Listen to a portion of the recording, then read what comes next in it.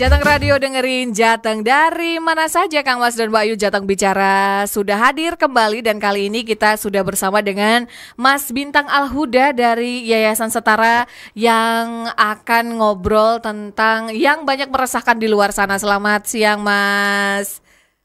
Selamat siang Kak. Iya, mungkin bisa disapa dulu nih Kang Mas dan Mbak Yu yang hari ini mendengarkan siaran radio dan juga live YouTube kita. Silakan. Oke, selamat pagi Kang Mas dan Mbak Yu, pendengar radio Jateng ya. Semoga sehat dan tetap semangat untuk menyongsong masa depan. Siap. Hari ini kita mau ngomongin apa nih Mas Bintang? Iya, kita ngomongin tentang anak ya. Iya betul. Anak ya. Sebenarnya anak itu tidak jahat ya, cuma mungkin mereka jalannya yang salah seperti itu ya. Nah, akhir-akhir ini di Jawa Tengah tentunya dan Semarang, bahkan ini hampir rata ya, di beberapa daerah di Jawa Tengah pun juga ada. Bukan cuma di Jawa Tengah, bahkan di nasional juga ada ya Mas ya. Nah, kalau kita ngomongin mereka sudah dewasa ya belum, karena kan rata-rata juga usianya belum ada 17. Tapi mereka sudah melakukan hal-hal yang mungkin tidak cocok ya untuk usia mereka. Nah, mungkin bisa disampaikan nih, kira-kira sedang kenapa sih anak-anak kita ini Mas? Oke, gini Kak. Jadi kalau kita melihat fenomena anak yang terjadi sekarang ya, bukan hanya di Kreak kalau Semarang ya, betul. Jogja Klitih ya kan, terus Bandung Gangster misalnya. Ini sudah menasional. Kemarin di Bekasi, lalu Mojokerto, Purwokerto dan lain-lain. Nah, kita harus melihat secara utuh dulu. Kenapa kok selalu isu anak dan remaja saat ini?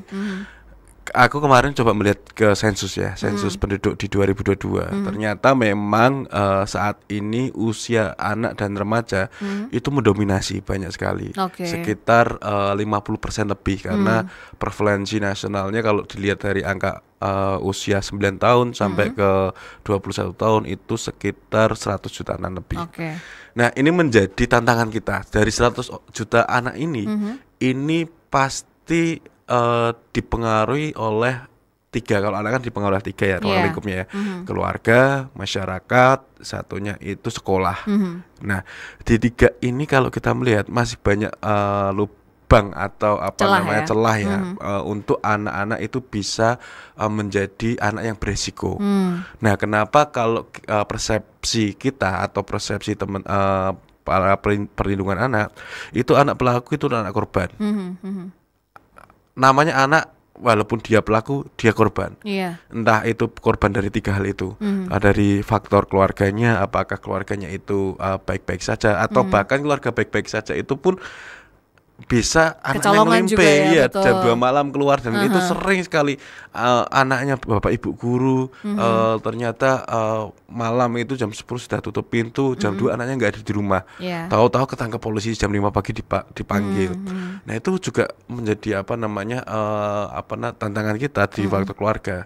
Lalu di faktor masyarakat, kita lihat masyarakat itu cukupnya besar ya, bukan hanya lingkungan, tetapi bagaimana anak itu hidup di tengah masyarakat, dan support system di masyarakat itu bisa membuat anak itu melakukan perilaku tidak tepat atau perilaku itu bisa tepat. Nah, itu kan dari masyarakat juga mempengaruhi. Sekolah juga. Dan sekolah itu memang sekarang kurikulum Merdeka Belajar, betul. Dan pendekatan yang memang sudah berdiferensi pada siswa ya, artinya pusatnya itu siswa. Tetapi sekali lagi, apakah kontekstual dengan Nusantara ini, kontekstual dengan Indonesia ini? Karena jangan-jangan pendidikan yang kita berikan ke anak-anak kita adalah pendidikan orang luar yang tidak selaras dengan pendidikan di Indonesia ini. Yang ini kita harus merefleksikan dulu 3 faktor itu dulu. Tapi kalau kita lihat bahwa kita tidak bisa saling menyalahkan, atau sekolahnya mana tawuran, terus masyarakatnya gimana. Nah, 3 faktor itu. Belum kebijakan. Iya, betul. Ya, misalnya kalau kebijakan teman-teman anak dan remaja yang sekarang tawuran terus terdapat sajam. Nah, sajam itu dibeli dari mana? Nah, itu dia. Di TikTok kalau kita searching aja celurit ya, walaupun saya tidak menyalahkan bahwa celurit itu juga menjadi senjata khas Madura ya. Tetapi bagaimana pola penjualannya itu harus diatur juga, karena kalau kita lihat yang ada BB di anak-anak itu kan seperti celurit gede-gede itu ya, dan itu tidak untuk apa namanya cabut rumput atau nebang pohon, tapi memang untuk perang karena namanya celurit itu. Dan panjang-panjang ya Mas panjang-panjang ya. Benar-benar. Nah, cuma kadang yang agak miris ini mereka bukan cuma kalau melihat berita akhir-akhir ini ya yang membuat kadang orang tua itu kan khawatir juga itu adalah mereka juga melakukan tindakan-tindakan misal asusila. Padahal sebenarnya untuk usia pun bahkan mereka masih SD, SMP seperti itu. Nah, itu kira-kira sebagai orang tua ini kan mengawasi saja tidak cukup. Itu kita harus bagaimana ini Mas? Ya, peka Kak. Jadi kita harus peka bahwa children do ya. Anak melihat anak melakukan. Anak itu sekarang misalnya zaman kita sebenarnya sama, polanya sama, cuman memang bobotnya berbeda. Kalau lihat tugas tumbuh kembang anak di usia SD lah, kita dilihat SD. SD hero pertama adalah siapa? Guru. Makanya kata bu guru nggak seperti ini. SMP dia mulai percaya dengan teman, ya kan. SMA dia sudah mulai berkelompok, dia punya faksun sendiri. Nah, itu polanya dari dulu zaman Nabi Adam sama. Waktu kita coba SMA kita juga ikut ekstra, kita juga ikut komunitas, ikut klub motor dan lain. Nah, potensinya, kekuatannya adalah teman-teman anak dan remaja itu loyal. Nah, dari potensi itu bagaimana loyalnya itu tidak menjurus ke arah negatif itu ya kita sudah harus tahu dulu. Orang tua harus tahu dulu, harus menjadi teman dulu bersama anak. Nah, yang tadi kenapa harus peka tuh kita lihat misalnya kan kalau gangster atau krea itu kan pasti dia ada identitas. Kenapa dia menjadi seperti itu kan dia krisis, teman-teman anak-anak kan mencoba untuk menunjukkan identitasnya ya kan. Nah, salah satu yang menunjukkan identitasnya dari saya melihat berbagai berita itu adalah kostum dari kaos ya. Nah, orang tua harus peka ini kaos apa ya. Betul. Ini harus ditanya ini kaos apa dan ikut klub apa dan relasi hubungan antara anak dan orang tua harus dekat dulu. Jadi bukan menggurui atau menjadi orang yang lebih dewasa, tapi harus menjadi teman. Karena zaman sekarang Mbak, jangan bermimpi menjadi mempunyai anak penurut. Itu dulu. Zaman sekarang mimpilah mempunyai anak yang mau bekerja sama dan bertanggung jawab. Bekerja sama orang tua, bersama diri sendiri gitu. Jadi jangan bermimpi punya anak yang penurut ya, karena memang sudah beda generasinya ya. Beda generasi Mbak. Sekarang lebih nurut sama gadget kan. Tapi bagaimana kita bisa bekerja sama dengan anak? Bagaimana caranya bekerja sama ya kita harus berteman dengan anak. Nah itu dia. Nah itu mungkin adalah sesuatu yang harus ditumbuhkan nih dalam keluarga nih. Nah kira-kira mungkin kalau hari ini ada yang mendengarkan ya mungkin orang tua muda atau orang tua yang memiliki anak-anak remaja. Nah itu cara menumbuhkannya itu seperti apa? Kan kadang orang tua itu ya pasti harus dihormati gitu kan. Terus marah-marah sama anaknya. Nah itu harusnya pola pengasuhannya sekarang itu seperti apa nih Mas? Ya kalau kami punya pendekatan namanya disiplin positif. Nah, disiplin itu positif, kenapa kok negatif? Kok ada positifnya ya? Kenapa namanya disiplin positif? Ini untuk parenting juga ya. Mendisiplinkan tanpa menyakiti atau tanpa kekerasan. Kebanyakan persepsi kita mendisiplinkan dengan cara hukuman kan? Atau bentakan atau marahan, nasihat dan lain. Tapi di disiplin positif ini itu kita harus mengenali anak dulu, mengenali anak dulu, connection before correction. Jadi melakukan koneksi dulu, terus pendekatannya dengan bertanya bukan menasihati, karena dengan bertanya anak-anak atau remaja itu bisa menggali jawabannya sendiri ya, atau nalar kritisnya terbuka sendiri, bertanya menuntun. Nah itu yang harus kita lakukan. Jadi karena kadang-kadang kita langsung cepat marah, kadang-kadang kita langsung cepat menghukum, emosi. Karena apa Mbak? Karena anak itu pakainya hati. Orang dewasa pakainya logika. Nah, ketika orang dewasa kadang-kadang anak pakai hati, orang dewasa pakai logika. Untuk mengonekkan antara hati dan logika, orang tua pakainya mulut. Kadang-kadang pakainya mulut, marah-marah. Padahal anak-anak pasti pakainya hati. Nah kalau orang tua pakainya dewasa. Karena ini yang kadang-kadang nggak nyambung. Makanya sentuhlah hatinya dulu, dekati dia menjadi teman dulu, sehingga kita bisa mengkoreksi dan mensupport dia, gitu, membantu dia ya. Oke, jadi kayak membuat teman ya, kayak seolah-olah tuh kita temannya mereka gitu ya, tapi tetap harus ada batasan-batasan ya, maksudnya hormati, tetap seperti itu. Kalau itu sudah terjadi, pasti akan otomatis anak itu hormat. Kalau itu sudah terjadi, ini pengalaman saya dan teman-teman pendampingan di teman-teman apa namanya anak beresiko ya. Ketika kita mahabbah atau mencintai anak itu ya, tanpa aku itu sudah dewasa, aku sudah harus dihormati dan itu secara alam anak akan menghormati dengan sendirinya. Itu Mbak, itu sudah saya rasakan itu.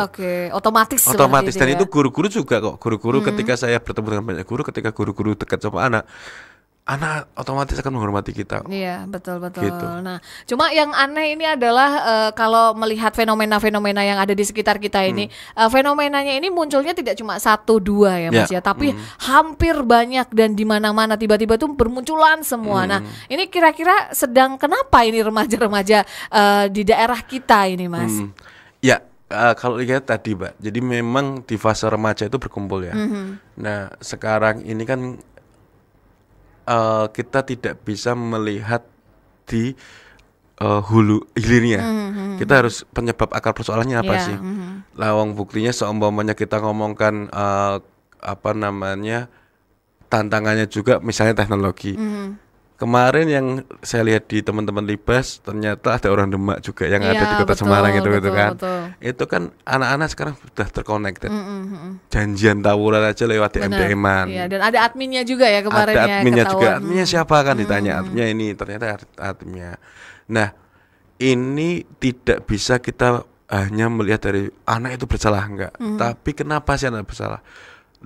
Wajar Mbak, misalnya sekarang kita disuguhkan dengan semua itu serba kekerasan. Ini menjadi potensi anak itu melakukan kekerasan.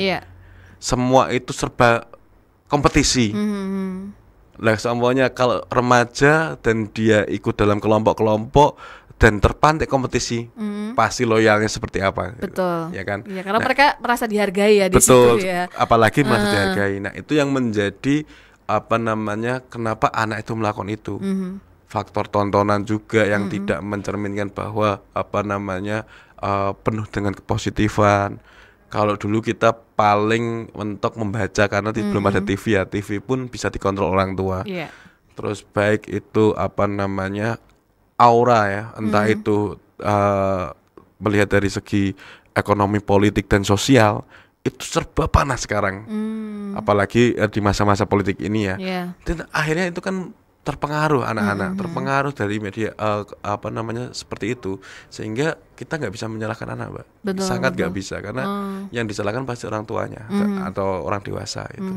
Gitu. Nah, sekarang mungkin kita kan hukumannya ya, karena kan kalau banyak yang ngomong mungkin karena hukuman untuk anak-anak ini pasti kalau belum ada 17 tahun juga sudah dilepasin, makanya mereka berani mencoba-coba dan mungkin tidak takut karena toh nanti kalaupun ketangkap polisi juga nggak akan dipenjara. Nah, kira-kira kalau menurut Mas Bintang untuk mereka nih hukuman yang paling pas apa gitu? Iya Kak, jadi kita kan meratifikasi konvensi hak anak ya. Jadi dunia menyepakati menandatangani di bawah PBB ya. Itu usia 0 sampai 18 tahun. 0 sampai 18 tahun, bahkan di Indonesia itu sampai melindungi anak masih dalam kandungan. Makanya praktik aborsi dilarang. Nah, otomatis ketika Indonesia sudah menandatangani, itu harus ada turunan-turunan undang-undangnya diatur. Undang-undang perkawinannya anak dilarang misalnya sampai usia 18 tahun. Akhirnya sekarang ada pembaruannya Perma 5 itu kan perkawinan 19 tahun atau 21 tahun. Nah, termasuk pasal apa namanya pidana pada anak. Jadi salah kaprah ketika ini anak-anak tidak ada apa namanya aturan hukumnya. Tetap ada namanya undang-undang pidana pada anak. Tetapi kan itu diatur. Bagaimana anak yang bisa masuk itu misalnya anak yang dalam kasus kejahatan berat, misalnya membunuh misalnya dan lain, itu tetap masuk.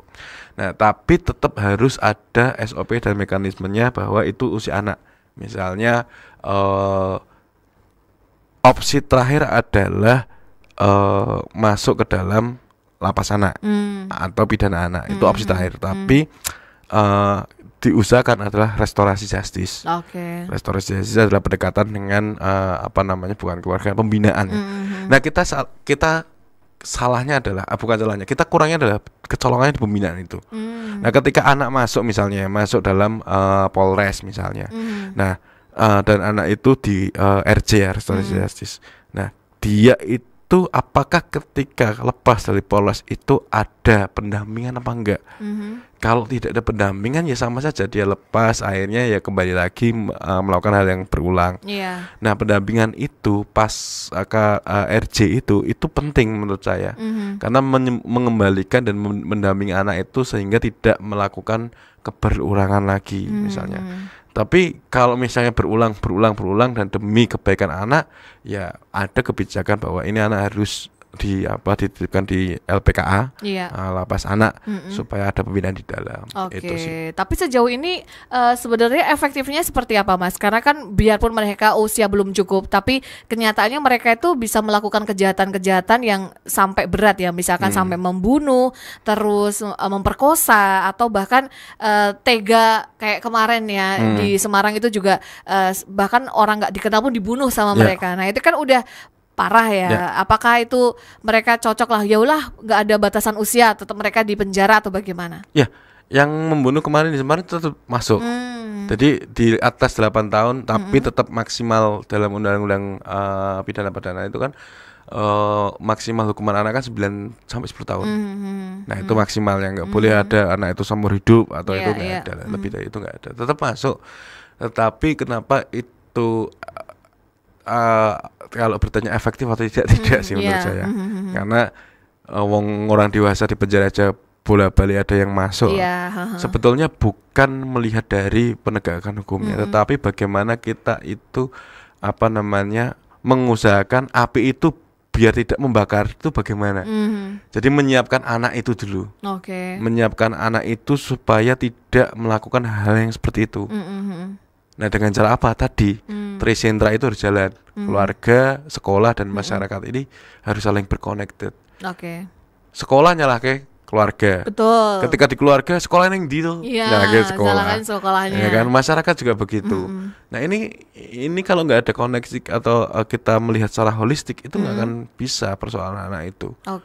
Nah, itu yang harus yang harus diselesaikan ya. Nah, cuma kan kadang kalau kita menjumpai nih, wah ini berpotensi kreak-kreak nih, atau mungkin menemukan gerombolan-gerombolan. Kalau kita menegur kan kayaknya nggak bisa ya. Atau kita cuma menyerahkan kepada keluarga pun juga pasti juga tidak optimal. Nah, sebagai masyarakat kita harus bagaimana lapor, nih, Mas? Mbak, karena ada lapor. Makanya tim Libas juga ada lapor ketika ada kerumunan, dan bukan hanya apalagi dia Mbak Sajam ya. Misalnya mabuk-mabukan misalnya, itu bisa kok dilaporkan. Kecuali kalau itu diskusi beda ya, betul. Ada pertemuan remaja itu beda. Tapi kan kita sebagai orang dewasa peka bisa melihat ya, itu kok di pojok itu ada kerumunan, baunya bau alkohol. Nah, itu dilaporin aja. Nah, itu kan meredam api sebelum api itu menyala kan. Nah, hal-hal seperti itu. Makanya saya senang sekali program dulu Jawa Tengah ada Jogo Konco, Jogo Tonggo. Betul. Nah, Jogo Tonggo itu bukan hanya untuk pandemi juga sebenarnya, tapi bagaimana memastikan lingkungan kita itu sebelum kobongan kita mencegah dulu itu yang penting. Dan itu sebenarnya bisa dilakukan kok di RT atau RW kita kok ya. Tinggal koordinasi kalau ada memang hal yang mencurigakan untuk kepentingan terbaik bagi anak ya, laporkan dulu supaya bisa, bukan laporkan hanya diamankan di penjara, bukan ya, tapi bagaimana bisa ditangani dengan baik itu. Jadi karena kan memang aplikasinya juga sudah bisa di-download ya masing-masing ya. Kalau misalkan ingin melaporkan bisa langsung melaporkan aja gitu kan. Betul. Nah, sekarang ini kalau misalkan kan sudah terjadi nih beberapa ini kan banyak terjadi di luar sana. Nah, berarti kan masyarakat juga, sekolah juga, orang tua kan pasti sekarang ini kan sedang harus berjaga-jaga. Nah, itu kira-kira harus seperti apa nih, Mas? Maksudnya pendidikan yang harus diterapkan kepada mereka, terus perlakuan yang harus diterapkan pada mereka itu seperti apa? Karena untuk meminimalisir ya, agar mereka bergabung dengan hal-hal seperti itu. tadi kalau kita melihat, kita membina mendidik anak itu, kita harus melihat kenali anak itu dulu ya. Artinya tahap tumbuh kembang anak itu harus kita kenali dulu. Wajar kok seumpamanya usia SMA itu mulai ada bui-bui asmara. Dan itu sudah tua ya, karena itu masa puberitas dan lain-lain. Nah, bagaimana orang tua itu bisa menjadi orang pertama yang mereka curhati. Jadi bukan orang lain lagi. Nah, caranya gimana? Ya tadi koneksi dulu sebelum correction. Jadi membentuk koneksi dulu itu yang paling penting. Wajar ketika sekarang itu akhirnya karena orang tua kerja ya, termasuk saya sore pulang suami istri ketemu anaknya itu pada gitu maghrib, maghrib aja itu, habis itu tidur, kembali itu rutinitas itu. Nah, tapi ada suatu yang harus kita tidak bisa lupakannya, itu koneksitas itu pada keluarga atau orang tua gitu. Jadi tetap harus dibangun ya komunikasinya ya. Betul. Nah, terus ini himbauan nih kalau misalkan untuk kita nih, karena kan kita udah mulai ada larangan-larangan untuk keluar malam atau segala macam gitu. Kira-kira menurut Mas Bintang sendiri nih yang mungkin sudah concern di dunia seperti ini kira-kira masih akan berlangsung lama atau tidak nih? Karena kan mungkin larangan sudah ya, tapi masih kenyataannya setiap malam ini kita sudah masih ada kejadian-kejadian yang sama. Nah, ini kira-kira nantinya ini akan masih berlangsung lama atau bagaimana? Dan himbauan untuk adik-adik kita nih, itu untuk harus seperti apa gitu jaga dirinya? Iya, himbauan masih tetap menurutku untuk hal yang tidak penting di malam hari, teman-teman atau warga tidak usahlah untuk keluar atau tongkrong-tongkrong, lebih baik istirahat atau. Nah, ini akan lama. Nah, yang menjadi unik adalah banyak orang tua, Mbak. Banyak orang tua yang kemarin saya nangani kasus tawuran itu nggak tahu loh kalau anaknya keluar. Oh gitu. Ya, orang tuanya tidur. Oh, oke. Anaknya keluar itu di SMK, salah satu SMK lah di Kota Semarang ini. Mas, saya itu keluarga baik-baik, ada beberapa keluarga dan anak saya di rumah baik-baik. Tapi saya nggak tahu kalau jam 1, jam 2 itu keluar sendiri. Nah itu yang kadang-kadang juga itu menjadi tantangan ya buat keluarga ya. Iya, betul. Ya kalau kita kalau udah istirahat ya udah istirahat gitu. Ya. Kita sampai benar-benar enggak, karena kita kan positive thinking juga ya sama anak-anak kita juga ya. Jadi memang waspadanya harus ekstra nih ya Kang Mas dan Mbak Ayu ya. Dan ini juga serba bingung juga sebagai kita orang tua gitu kan. Kadang cara nih kalau kita memiliki anak muda atau masih sekolah gitu kan, yang akan menjadi remaja gitu. Kira-kira untuk menasihati mereka seperti apa? Karena kan kalau marah-marah kok kayaknya juga mereka juga nggak akan mendengar itu gitu. Nah terus agar anak-anak itu pun juga menjadi anak yang lebih baik, lebih menurut, itu seperti apa nih Mas? Ya, kadang-kadang memang pola yang lama ketika kita menjadi orang tua itu kita akan ketika kita menjadi anak dan kita mendapatkan pengasuhan lama, dan ketika kita belajar menjadi orang tua, ketika menjadi orang tua akan menggunakan pola yang sama juga. Nah, kebanyakan pola yang digunakan adalah pola-pola pendekatan hukuman atau marah-marah benda-benda. Nah, sekarang gini, kalau kita dari berbagai saya pertemuan dengan guru, dengan orang tua, ketika saya tanyakan, ketika setelah memarahi anak apa yang dirasakan, banyak sekali dalam benchmark yang kami buat menyesal, kecewa, sedih, ada yang menyesal. Misalnya kalau orang tua marahi, misalnya kita ya habis marahi anak terus rasanya kita menyesal ya. Betul. Tuh aku marahi anakku, anaknya biasa aja. Itu kita yang dimarahi atau kita memarahi? Anaknya biasa saja, terus kita merasa menyesal. Kan sama aja, kita ngapain buang-buang energi. Apalagi kecewa. Kalau kecewa, kita habis marah, kecewa berarti kita mentransferkan anak itu juga harus kecewa, merasakan kekecewaan kita. Hanya itu, bukan sebagai pembelajaran anak itu. Nah, polanya sekarang nggak seperti itu. karena pendekatan-pendekatan seperti itu sudah pendekatan-pendekatan kolonial dan nggak bisa dilakukan sekarang. Yang tadi prinsip saya tadi bahwa kalau kita menggunakan hukuman atau pendekatan itu sama saja, dia tidak menemukan solusi pada anak itu. Bahkan anak itu semakin dilawan akan melawan. Itu anak generasi Z sekarang ya. Makanya tadi prinsip saya ajarkan kata kerjasama dan tanggung jawab, bukan penurut. Karena kalau kita banyak sekali lah kasus-kasus kemarin ya, artis yang terkenal itu kan Loli ya. Orang tuanya melawan, anak lebih melawan. Ya, anak lebih melawan. Nah itu banyak sekali fenomena itu kita perhatikan itu. Betul. Nah kadang kan kalau orang zaman dulu itu kan ngomong, halah kamu itu dulu juga saya besarkan dimarahin juga jadi orang aja gitu kan. Nah itu bagaimana nih Mas? Kalau misalkan di luar sana, ya kalau nggak dimarahi, itu anak saya kok, saya yang tahu anak saya, itu bagaimana? Bahkan kalau nggak dimarahin nggak jadi dokter dulu misalnya. Habibie juga pernah bilang gitu, Mbak. Pak Habibie pernah bilang pada guru-guru waktu SMA, ketika saya dulu tidak ditampar, maka saya tidak akan jadi presiden sekarang. Pertanyaan kritisnya, mari kita tampar anak-anak kita semua biar jadi presiden gitu. Nggak bisa kita melakukan hal positif dengan cara negatif. Dan ajaran agama manapun tidak ada menggunakan kata-kata kekerasan pada anak. Terutama Muslim, Mbak. Karena saya kebetulan di Muslim. Kanjeng Nabi aja ketika masih sholat ya, ketika masih ada riwayat ketika masih sholat dan Husain dan Hasan dan Husain cucunya itu mengganggu di punggungnya, dia melama-lamakan loh supaya dia tidak jatuh loh. Betul. Ya kan? Nah artinya bagaimana kita dicontohi oleh kalau orang Muslim itu baginda Nabi kita mahabbah cinta pada anak dengan sebegitunya. Dan kata siapa ini juga kemarin pernah dikaji bahwa kalau takzim ya di anak ada takzim, kalau enggak sholat bisa dipukul dan lain-lain.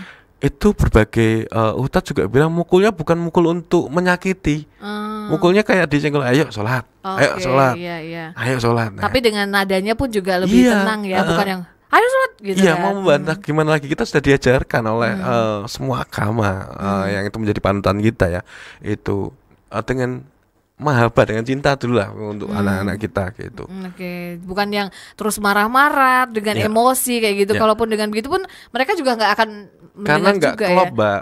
Kita marah-marah pun nggak klop karena tadi anak-anak itu melakukan sesuatu dengan hati, dengan perasaan mereka. Tapi orang dewasa dengan pengalaman empirisnya. Jadi kalau kita dengan anak kita itu nggak klop. Kita pernah menjadi anak, ya kan? Kita pernah merasakan anak, tapi anak tidak pernah merasakan kita sebagai orang dewasa. Betul. Gimana tuh pikirannya Mas Bintang atau Mbak Dian ketika orang dewasa itu bagaimana persepsinya? Nah, kenapa kita orang dewasa tidak menurunkan pikiran kita seperti mensetarakan dengan pikiran anak dulu sehingga bisa membantu anak itu.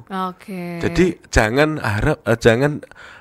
minta anak itu ikut dalam pikiran orang dewasa. Nggak mungkin bisa, karena anak nggak bisa, nggak pernah jadi orang dewasa. Nah, benturan-benturan kayak gini nih yang nantinya kalau tidak terpenuhi pun mereka juga akan mencari ketenangan di luar ya, betul. Seperti itu. Nah, ya. itulah makanya ketika saya punya anak balita nih 3 tahun. Nah, kalau misalnya dia itu rewel, saya pasti akan ngomong itu anak rewel. Itu anak kok rewelan toh, gablek dan lain-lain. Padahal anak itu cuman butuh pelukan atau butuh dekat saja. Karena kalau kita lihat teman-teman psikolog kan bilang ada tahap, ciri dan tugas perkembangan anak itu harus dilalui. Nah, orang dewasa harus membantu itu. Kalau misalnya kita melarang atau kita tidak menjadi teman dan ada tahap perkembangan anak itu yang tidak terlalui, pasti akan ketika nanti dewasa itu menuntut tahap perkembangannya ketika anak itu belum selesai. Makanya mohon maaf ya perselingkuhan banyak sekali itu karena dulunya itu tahap perkembangannya mungkin belum selesai ke situ. seperti itu ya Mas ya. Dan mungkin maraknya sekarang akhir-akhir ini yang terjadi pun juga mungkin akumulasi ya, yang tanpa disadari orang tua itu adalah akumulasi yang mungkin terjadi di lingkungan mereka terdekat dulu, dari lingkungan keluarga, lingkungan masyarakat, bahkan di sekolah seperti itu. Betul. Nah, ada berita yang bilang juga ini masanya digerakkan nih Mas. Ada yang berita-berita heboh, ini digerakkan nih karena politik. Iya, karena politik, karena keluarnya bareng-bareng gitu. Bahkan sampai ada total itu kemarin di data itu di Semarang sendiri ada 29 gangster ya di Semarang, dan ini keluarnya berbarengan gitu. Kenapa kok nggak satu-satu lah? Mungkin ada yang menggerakkan. Nah, kalau menurut Mas Bintang sendiri seperti apa nih Mas? Kalau kita lihat kita kan setelah pandemi Mbak, setelah orang dikurung kurang lebih 2 tahun ya. Iya, 2-3 tahun lah ya. Nah, disitulah ketika kita keluar itu kan akhirnya mengekspresikan. Itu entah anak atau orang dewasa ya. Nah, disitulah pertaruhan kita ketika anak-anak sudah mulai keluar, dan apalagi setelah jenuh setahun 2 tahun with WFH ya, dan belajar di rumah, keluar dan menemukan dunia dan dia berkumpul, melakukan sesuatu. Nah, ini yang menjadi tantangan kita. Nah, pertanyaannya adalah apakah ada yang menggerakkan atau ada yang mengarahkan karena situasi, sehingga memanfaatkan situasi ini. Kita nggak usah mikir itu. Aku nggak usah mikir itu. Yang ada adalah, yang ada pikiran kita adalah ada anak generasi penerus bangsa ini yang sekarang ini masih harus kita tolong karena dia melakukan hal-hal yang penuh resiko. Ya tadi anak yang penuh dengan resiko. Nah, itu yang harus kita, anak rentan yang harus kita tolong. Jadi banyak teman-teman yang tanya apakah ini digerakkan dan karena situasi politik, apalagi ini menjelang pilkada. Nggak urus saya. Yang saya urus adalah ada generasi penerus bangsa ini yang sekarang ini harus kita tolong nih. Betul. Gitu. Kita harus selamatkan ya. Maksudnya kembali ke jalurnya yang benar, betul. Seperti apa. Tapi kalaupun ada yang gerakkan, kalau kepegang ya kebangetan gitu ya. Harus dipegang. Yang dikorbankan adalah ini kan mereka masih sekolah-sekolah juga kan ya Mas ya. Oke, kita akan menjawab pertanyaan ya Mas dari Mahardika yang ada di Salatiga.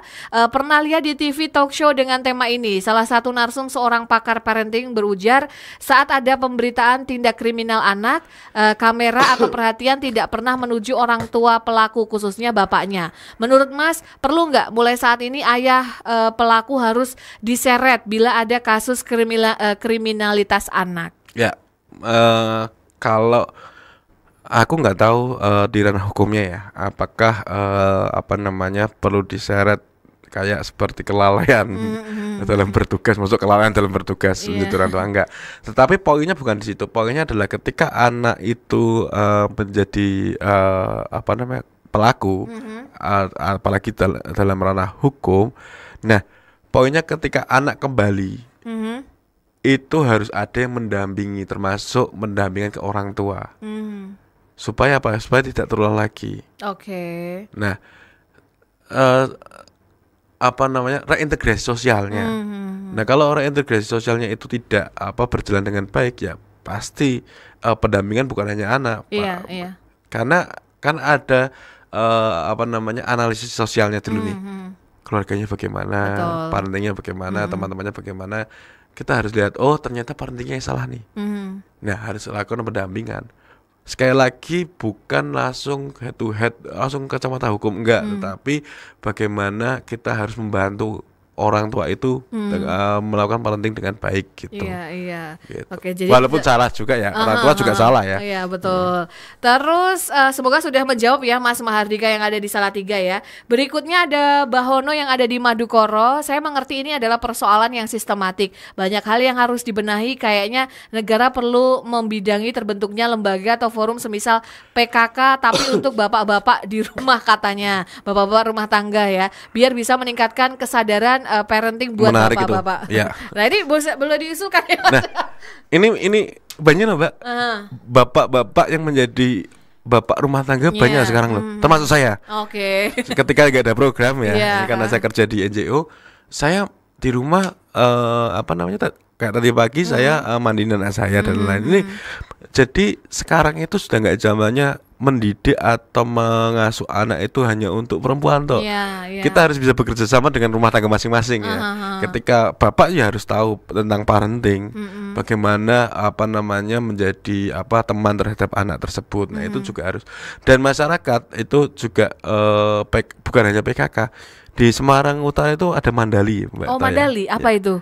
Aman terkendali. Jadi ada tim kan di bom lama kalau bapak dari dari sana itu daerah bom lama atau di daerah Kerobanan sering ada tawuran.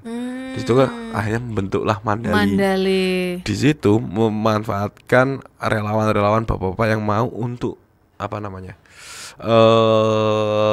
patroli. Kalau malam hari untuk menekan anak-anak yang misalnya nongkrong atau itu menarik itu. Nah, itu mungkin daerah-daerah masyarakat masing-masing daerah harus punya mandali ini betul. Karena untuk lebih aman daerahnya. Nah itu kan? Itu malah berjalan. Yang dulu bahkan teman-teman kader setara juga ada yang menjadi mandali itu sibuk sekali ketika Ramadan. Karena habis sahur banyak sekali tawuran antar itu di salah satu titik. Nah itu selalu Mandali itu. Mandali ya, bisa dicoba nih ya. Berikutnya kita namanya adalah Fitriana, mau tanya, saya punya teman yang sangat-sangat strict parent dan karena teman saya merasa apa-apa dikekang orang tuanya, jadi dia melakukan beberapa hal di belakang orang tuanya yang selama ini dilarang. Nah, saya mau tanya nih, apakah dalam pengasuhan ini sebenarnya baik untuk anak-anak atau malah bikin anak-anaknya menjadi nakal? Ya. Strict parent. Wah, ya betul. Baru lagu ini.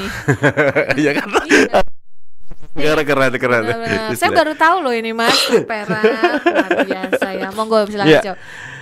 Ini kalau bahasa sederhananya mengekang anak ya kan, strict parent atau apa namanya dengan aturan-aturan yang ketat gitu. Iya. Nah, sebenarnya aturan dibuat itu kan bukan untuk dilanggar. Bukan untuk mengekang anak. Tetapi bagaimana anak itu secara disiplin sadar dan bisa mengontrol diri ketika melanggar atau melanggar sesuatu itu ada konsekuensinya. Nah, itu yang harus dipimpin, bukan saya membuat peraturan untuk mengekang anak. Yang kita lihat peraturannya, tetapi menyiapkan anak-anak itu untuk mengerti kenapa tuh kok peraturan itu dibuat. Apakah dengan proses dialog misalnya? Kenapa tuh kok misalnya adik itu nggak boleh lebih dari jam 10 malam? Karena besok sekolah kan dan lain-lain. Nah, disiplin itu seperti itu, harus sadar diri dan kontrol diri secara penuh. Bukan dari melihat eksternal ya, karena aturannya nanti itu sangat itu sih. Oke. Jadi ini termasuk kekangan atau bagaimana ini tadi Mas? Ya sih. Nah, menurut kalau proses tanpa dialog, tanpa ada partisipasi anak dan semena-mena itu orang tua, itu parenting yang salah sih. Oke. Nah, kalau misalkan kita bertindak sebagai anak nih, kan kita juga boleh berhak nih. Itu kita harus bagaimana itu ngomongnya? Kalau sebagai anak misalnya bisa kok ketika lagi santai atau makan ngobrol aja, kita ulas aja peraturan-peraturan rumah mana sih yang adik nggak suka. Itu bisa disampaikan ya. Bisa disampaikan. Anak pun juga harus punya keberanian untuk itu ya. Iya betul. Atau seumpamanya karena punya strategi nih teman-teman Z juga misalnya kalau ibunya itu atau orang tuanya itu tetek dan itu membuat tertekan, bisa kan sama Pak D-nya dulu. Atau strategi yang dekat sama orang tuanya siapa sih? Bule misalnya. Ngomong sama bule dulu. Bule kok ibu kayak gini, aku ngomong sama ibu sulit, gimana baiknya? Kan bisa. Jadi keluarga sekitar yang lain ya. Betul. Kalau ke temen nggak bisa. Gimana cara tolong kamu kalau ke teman? Gen Z jangan curhat dikit-dikit ke teman ya. Paling nggak ke keluarga yang dianggap bisa gitu ya. Berikutnya ini ada Kenny Roy yang ada di Banyumas. Katanya kalau pulang kerja itu selalu di atas jam 9 malam. Kalau lembur biasanya sampai jam 11 malam Pak. Nah kalau melewati area-area yang sering terjadi tawuran, saya ingin meminta saran nih supaya di lain hari kalau saya pulang malam tetap aman sampai rumah, itu tipsnya seperti apa? Minta tips Mas Bir. Ya, yang pertama kita harus tahu layanan dulu di kota. Kalau di kan beda-beda ya. Kalau di kota Semarang ini itu di kota mana ini tadi? Boyolali. Banyumas. Semarang itu 100 ya. 110 ya. Itu yang itu tidak sama Mbak, Jawa Tengah. 110. Kayaknya iya deh, 1 Jawa Tengah deh. Itu coba nanti cek. Jadi buat Kak siapa Mbak yang tanya? Sebentar namanya Keniro. Kak Keniro, cek dulu layanan dulu yang layanan darurat yang bisa diakses masyarakat. Jadi itu yang harus dipunya dulu. Kalau Semarang ada aplikasi sekali tombol misalnya Libes yang ya, aplikasi APK-nya. Nah kalau di Banyumas apa kita nggak tahu. Yang kedua menghindari tempat-tempat yang memang bukannya tawuran, sepi sih menurut saya. Jadi kalau melewati melintas sepi atau kita lebih baik tempat yang ramai aja, melewati tempat yang ramai. Biarpun agak jauh tapi tetap ini ya, tetap cari yang lebih aman aja gitu ya. Jadi jangan biarpun dekat tapi sepi bahaya. Betul.